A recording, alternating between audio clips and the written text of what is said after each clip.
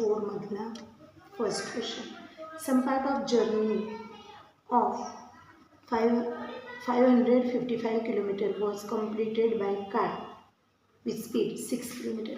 आता 60 kilometre per आवर 555 किलोमीटरची journey आहे, त्यातला काही part 60 kilometre per hour distance travel by speed 60 kilometre per hour is equal to x kilometre. मग किती डिस्टन्स ट्रॅव्हल केलं 60 किलोमीटर पर आवरनी x kilometre and distance travel by speed. आता आधी 60 किलोमीटर होतं, नंतर 50नी वाढवलं म्हणजे 16 + 50 किती झाला 75 kilometre per hour is equal to y kilometre.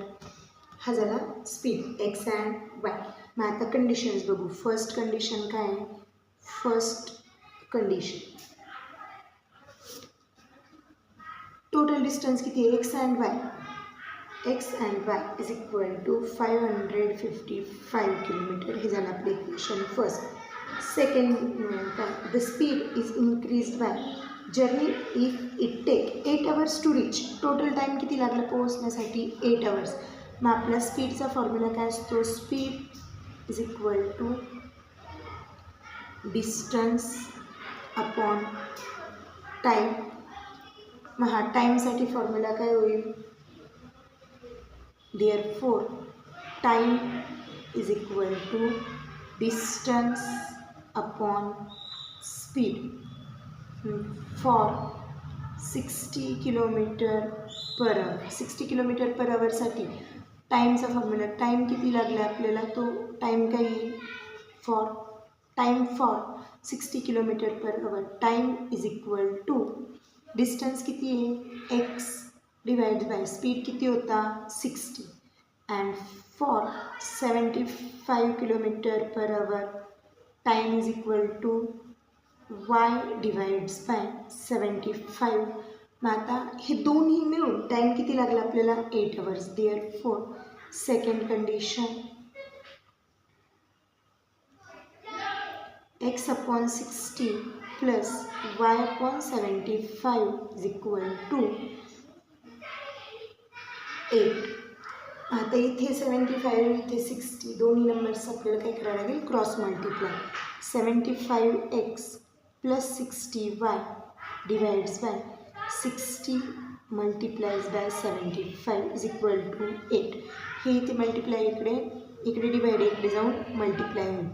75x plus 60y is equal to 8 multiplies by 6 हा एक 0 लिहिला. 6 5 जा 30 कॅरीवर आला 3 6 7 जा 42 अँड 3 45. मग 75x plus 60y is equal to 8नी याला मल्टिप्लाय करू किंवा 8नी मल्टिप्लाय करण्याऐवजी 8 तसाच जरी ठेवला तरी ह्या पूर्ण इक्वेशनला 15नी डिवाइड होईल. Divide by 15.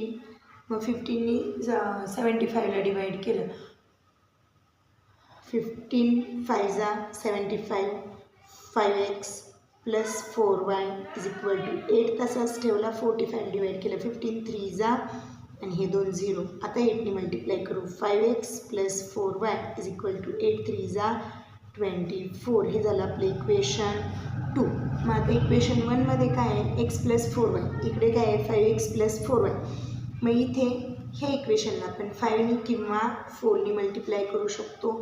Multiply equation 1 bye 5नी multiply करू. 5नी मल्टिप्लाय केल्यावर काय होईल? 5x plus 5y is equal to 5 5 जा 25 कॅरीवर आले 2 अगेन 5 5 जा 25 अँड 2 27 कॅरीवर आले परत 2 5 5 जा 25 आणि 2 27. याला म्हणा इक्वेशन 3. मग इक्वेशन 2 आणि 3 ह्या दोघांचं काय करावं लागेल आता? सबस्ट्रॅक्शन. Subtract equation 2 and 3. मग इक्वेशन 2 आणि 3चं करू सबस्ट्रॅक्शन. इक्वेशन 3 काय आपलं इक्वेशन 3 मोठं आहे म्हणून ते आधी लिहू. इक्वेशन 3 आहे 5x + 5y = 2775 आणि इक्वेशन 2 काय आपलं 5x + 4y = 2400. सबस्ट्रॅक्शन करायचे, साईन चेंज होतील सगळे. 5x ला 5x कॅन्सल, 5y मधून 4y गेले, y = 5 7 4 मधून 7 मधून 4 गेले 3, 2 मधून 2 गेला 0. Therefore y = 375. ही जी व्हॅल्यू आहे पुट इन इक्वेशन 1. इक्वेशन 1 काय होतं आपलं x + y = 375. x + y ची व्हॅल्यू मिळाली इथे 555. x + 375 = 555. x = 555 - 375. 555 - 375 0. इथे 4 15. इथे आला 8 आणि इथे आला 1. x = 180. ही मिळाली एक्सची value. Find the time taken and distance covered by speed of 60 km/h. आपण 60साठी काय कन्सिडर केलं होतं x. Therefore distance travel by 60 km/h = 180 km. Total distance किती कवर केलं 180 km. देअरफॉर टाईम टाईमचा फॉर्म्युला आपण आत्ता तयार केला होता डिस्टन्स अपॉन स्पीड. डिस्टन्स किती आपलं 180, स्पीड किती होता 60, 0 0 गेट कॅन्सल = 3 hours. आणि मग खाली लिहा देअरफॉर डिस्टन्स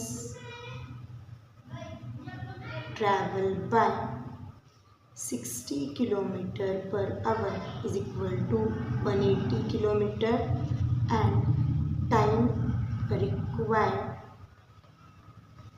= 3 hours. हे झालं आपलं क्वेश्चन नंबर 4 मधला फर्स्ट क्वेश्चन.